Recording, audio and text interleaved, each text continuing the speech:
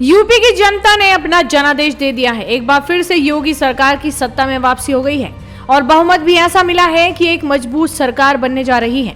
37 साल बाद यूपी की राजनीति में ऐसा अध्याय आ गया है जब कोई पार्टी दोबारा जीतकर सत्ता में आई है। पूर्वी उत्तर प्रदेश हो या पश्चिमी अवध प्रांत हो या बुंदेलखंड, योगी आदित्यनाथ का डंका चारों ओर गूंजने लगा है। यूपी में काबा की सियासत यूपी में विकास और हिंदुत्व के नाम तक पहुंची और योगी आदित्यनाथ दूसरी बार मुख्यमंत्री बनने को तैयार हैं। लेकिन अब आपको जान लेना चाहिए कि सीएम योगी शपथ लेने के बाद कौन से 5 बड़े फैसले लेने वाले हैं। नंबर 1, आवारा पशुओं का इलाज।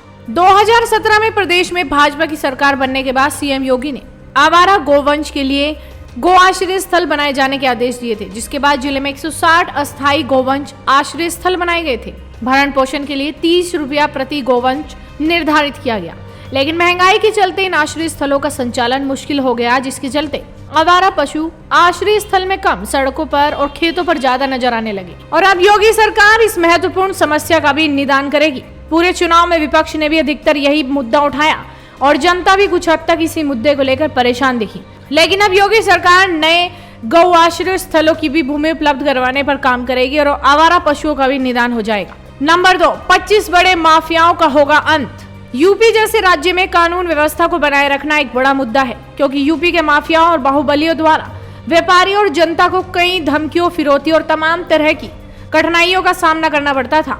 राज्य में अपराध न हो और कानून व्यवस्था नियंत्रण में रहे, इसके लिए योगी सरकार ने शुरुआती दौर में एनकाउंटर के लिए पुलिस को आदेश देने जैसे बड़े फैसले लिए।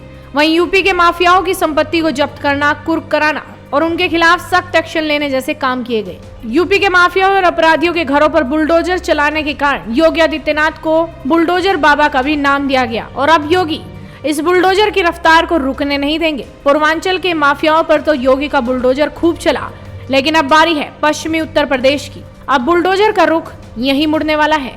नंबर 3, किसानों के लिए मुफ्त बिजली। किसानों का मुद्दा भी पूरे चुनाव पर हावी रहा, लेकिन योगी सरकार ने चुनाव से ठीक पहले किसानों के लिए बड़े ऐलान कर सबको चौंका दिया और जिसका परिणाम आज सबके सामने है। अब योगी सरकार किसानों के तमाम मुद्दों पर काम करेगी। नंबर 4, रोजगार की व्यवस्था। रोजगार को लेकर योगी सरकार शुरू से ही विपक्ष के निशाने पर रही है, लेकिन योगी सरकार ने अपने दूसरे कार्यकाल से पहले ही 4 लाख युवाओं को रोजगार देने का दावा किया था और अब सीएम योगी ने मिशन रोजगार पर काम करना शुरू कर दिया है। अधिकारियों को भर्ती जारी करने के निर्देश जारी कर दिए गए हैं।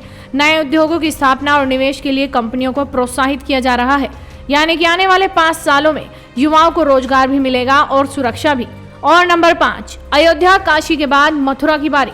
राम मंदिर बीजेपी का प्रमुख चुनावी मुद्दा रहा है। अयोध्या में राम मंदिर का निर्माण और वाराणसी में विश्वनाथ मंदिर कॉरिडोर का निर्माण पूर्वांचल में भाजपा के लिए गेम चेंजर साबित हुआ।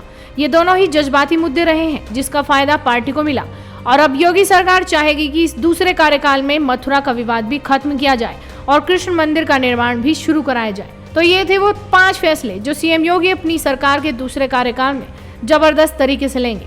देखना होगा कि इस कार्यकाल में सीएम योगी को और कौन सी चुनौतियों का सामना करना पड़ेगा। तो आप भी अपनी नजरें बनाए रखिए, साथ ही इस वीडियो को शेयर कीजिए और जुड़े रहिए हेडलाइंस इंडिया के साथ।